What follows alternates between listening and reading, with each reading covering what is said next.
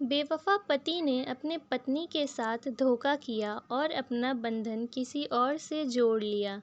हीरा अपने पत्नी को अपनी दादी के पास लेकर अपने गांव लौट गया। अब हीरा को रमैया के बिना सूना घर जैसा महसूस होगा। वह चुपचाप किसी काम में लगा रहता या फ़ोन से खेलता रहता। एक दिन हीरा ने अपने दोस्त को फ़ोन किया। जैसे ही उसने हेलो कहा तो किसी महिला की आवाज़ आई। एक महिला की आवाज़ सुनकर हीरा कंफ्यूज हो गया और उसने जल्दी से फ़ोन काट दिया। थोड़ी देर बाद हीरा के मोबाइल पर उसी नंबर से 4 मिस कॉल आई। हीरा को समझ नहीं आ रहा था कि वो क्या करे। थोड़ी देर बाद फिर उसने उसी नंबर पर कॉल किया। बात हुई, वह नंबर उसके दोस्त का नहीं था बल्कि किसी गलत नंबर का था। फ़ोन उठाने वाली महिला उसी बस्ती से आगे शहर में रहती थी। उसका पति रोज़ी रोटी के सिलसिले में दिल्ली में रहता था। उस महिला का नाम प्रीति था। उसकी मधुर आवाज़ और बात करने का एक दिलचस्प तरीका था।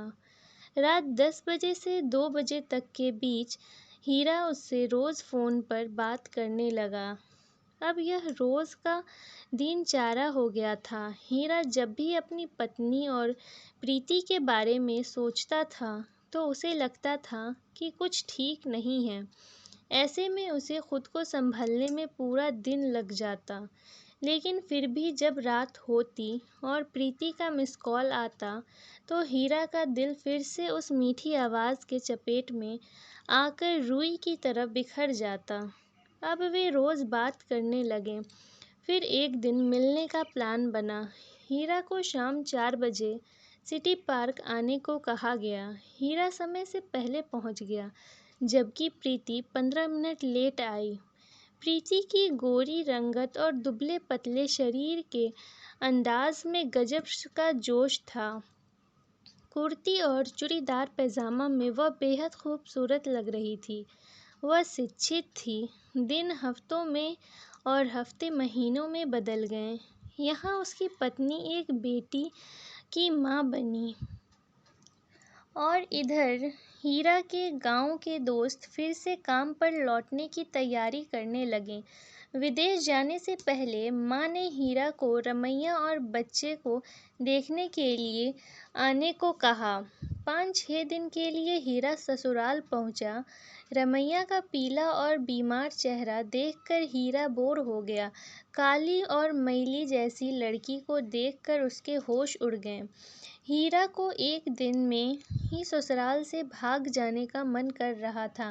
खैर, जैसे ही उसने 4 दिन बिताए और 5वें दिन वह कैदी की तरह जेल से भाग गया। पंजाब के लिए रवाना होने से पहले हीरा प्रीति से मिल लिया, इसलिए उसके प्यार और चेहरे की ताजगी से उसे दुर्लभ लड़की की आतंक और अपनी पत्नी के पीले चेहरे से बाहर निकाल दिया।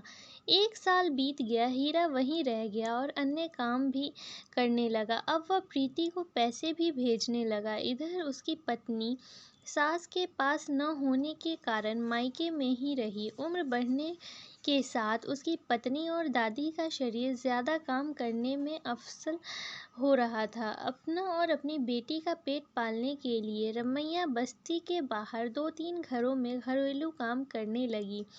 शरीर के टूटने और उचित भोजन की कमी के कारण वह दिन ब दिन कमज़ोर और चिड़चिड़ी होने लगी। इधर 1 साल से अधिक समय बीतने के बाद हीरा जब घर वापस आया तो वह आते ही प्रीति से मिलने गया। न ही उसने अपनी पत्नी की खबर ली और न ही माँ की। उसे अपनी पत्नी को घर लाने के लिए कहा।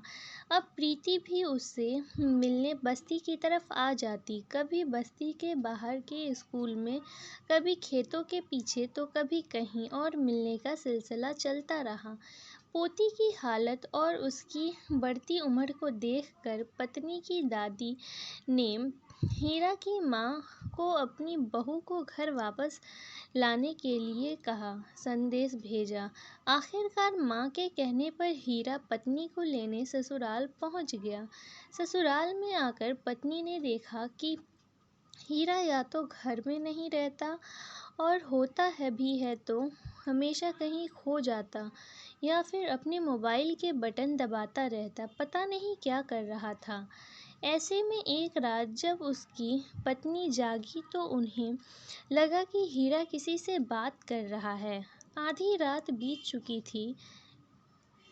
इस समय हीरा किससे बात कर रहा है? काफ़ी देर तक बातें चलती रही। उसकी पत्नी ने कान लगाकर दीवार की ओर सुनने की कोशिश की, लेकिन वह ज़्यादा कुछ समझ नहीं पाई। दूसरे दिन पत्नी ने हीरा का फ़ोन लिया और पास के रतन काका के पोते के पास गई, जो छठी क्लास में पढ़ता था, और उसे सभी संदेशों को पढ़ने के लिए कहा। संदेशा सुनकर उसकी पत्नी गुस्से से फूल गई। वह हीरा के पास पहुंची और उस नंबर के बारे में जानना चाहा। एक पल के लिए हीरा कांपता रहा, लेकिन अगले ही पल वो ठीक हो गया। उन्होंने कहा, अरे पगली, मुझ पर शक है। यह मेरे साथ काम करने वाली बाई का नंबर है। वह इस बार घर नहीं आई, इसलिए उसका हाल चाल पूछ रहा था। उसकी पत्नी चुप रही, लेकिन उसके चेहरे पर संतोष का कोई भाव नहीं था। वह हीरा और उसके मोबाइल फ़ोन पर नज़र रखने लगी। 2 दिन बाद रात में उसकी पत्नी ने हीरा को प्रीति से फ़ोन पर बात करते हुए सुन लिया कि कल रविवार है, स्कूल पे आओ, 2-3 दिन बाद मुझे फिर जाना है। दूसरे दिन रात करीब 12 बजे हीरा घर से निकला और प्रीति के स्कूल के पास आने का इंतज़ार करने लगी। कुछ देर में प्रीति को दूर से आते देखा। कुछ देर तक दोनों खेतों में खड़े होकर बातें करते रहे, फिर स्कूल के अंदर आ गए। प्रीति ने थोड़ी बेचैन होकर कहा, हम कब तक ऐसे ही मिलते रहेंगे हीरा? हमेशा डर रहता है। अब मैं तुम्हारे साथ रहना चाहती हूँ। हीरा ने प्यार से कहा, मैं भी इस बारे में सोच रहा हूँ, बस 1 महीना रुको। दोस्तों के साथ नहीं रख सकता। इस बार मैं जाते ही एक अलग कमरा ले लूँगा, फिर मैं आकर तुम्हें ले जाऊँगा। इसके बाद वहाँ गुपचुप मिलने की ज़रूरत नहीं पड़ेगी। कुछ महीने बाद हीरा ने हरियाणा में अपना एक रूम लिया और प्रीति को अपने साथ ले गया। लेकिन उसकी पत्नी बहुत भोली-भाली थी, उसे इस बात का पता नहीं चला। हीरा अपने घर आता भी तो कुछ दिनों में ही वापस चला जाता। दोस्तों, अपनी लाइफ में एक स्त्री के साथ ऐसा बिल्कुल भी नहीं करना चाहिए। ऐसा करना बहुत बड़ा पाप है। किसी के भी प्यार और भरोसे का गलत फ़ायदा कभी नहीं उठाना चाहिए। तो कमेंट में ज़रूर बताइएगा आज की स्टोरी आपको कैसी लगी। अगर स्टोरी पसंद आई हो तो please like, comment, share and subscribe ज़रूर करें। Thank you so much.